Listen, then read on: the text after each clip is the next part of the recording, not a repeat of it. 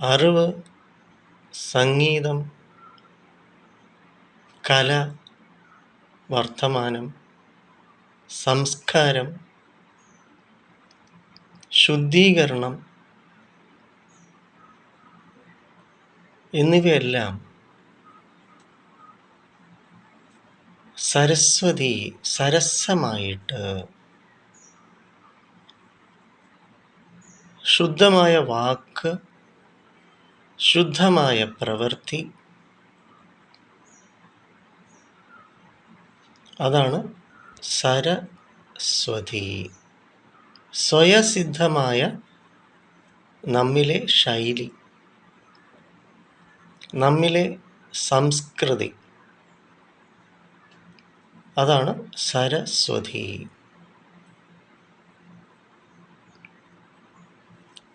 ബ്രഹ്മദേവൻ്റെ സൃഷ്ടി, അതാണ് സരസ്വതി. ബ്രഹ്മാവ്, ക്രിയേറ്റർ. അപ്പം അങ്ങനെ താമരയിൽ ശുഭവസ്ത്രധാരിയായിട്ട് ഇരിക്കുന്ന സരസ്വതി ദേവി ഒന്ന് സങ്കല്പിക്കും. ആ വീണ മീട്ടിയിരിക്കുന്ന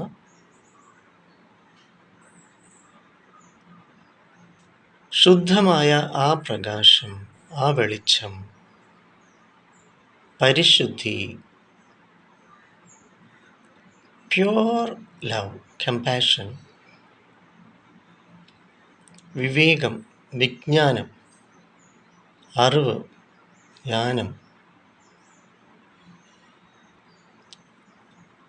അപ്പം ഏതൊന്ന് നമ്മിലേക്ക്, യഥാർത്ഥമായ നമ്മിലേക്ക്, സെൽഫ്, യഥാർത്ഥമായ ഞാൻ എന്ത്, ഞാൻ ആര് എന്ന അറിവിലേക്ക് എത്തിക്കുക, അതാണ് വിസ്ഡം, അറിവ്, അതാണ് ജ്ഞാനം. എന്നാൽ ഭൗതിക തലത്തിൽ നമ്മൾ ചില ഇലക്ട്രോണിക്സ്, എൻജിനീയറിംഗ്, ടെക്നോളജി തുടങ്ങിയുള്ള നോളജ്, അത് വിജ്ഞാനമാണ്, അത് ഭൗതികമാണ്. പക്ഷെ നമുക്ക് വേണ്ടത് ജ്ഞാനം.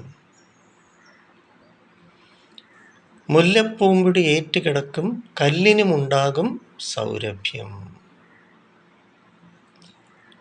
എന്നാണല്ലോ. അപ്പം നമ്മിൽ സരസ്വതി കടാക്ഷമായിട്ട്, അപ്പം നിങ്ങളുടെ തൊണ്ടയിൽ ഒരു ബ്ലൂ ലൈറ്റ് ഒന്ന് സങ്കല്പിക്കും, ഒരു നീല പ്രകാശം.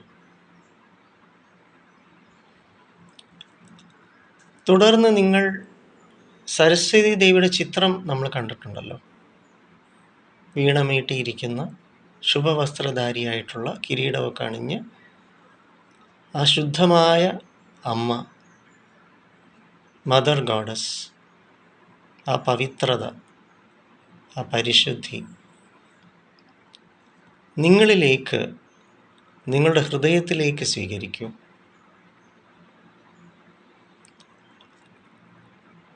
അപ്പം നിങ്ങളുടെ ശരീരം അത്രയും ശുദ്ധമായ വെള്ളപ്രകാശമായിട്ട് തീരുന്നു. അപ്പം നിങ്ങൾ പ്രകാശമാണ്, നിങ്ങളിൽ പ്രകാശമാണ്, നിങ്ങൾ പ്രകാശത്തിലാണ്.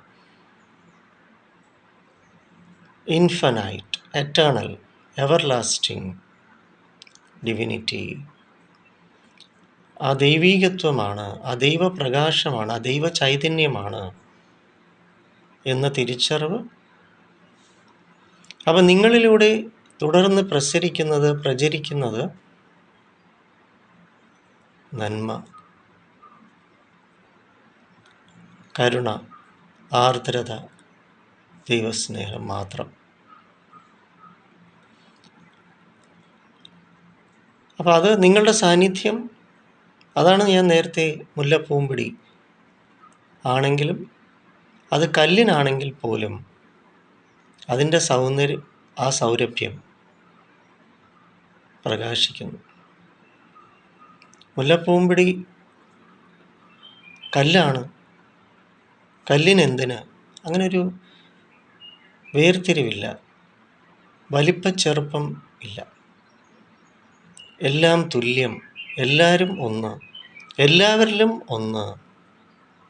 കാരണം എല്ലാവരിലും, സകല ജീവജാലങ്ങളിലും ആ ദൈവ ചൈതന്യം, ആ ദൈവികത്വം, ആ പ്രകാശം എന്ന തിരിച്ചറിവ്, അതാണ് സരസ്വതി കടാക്ഷം.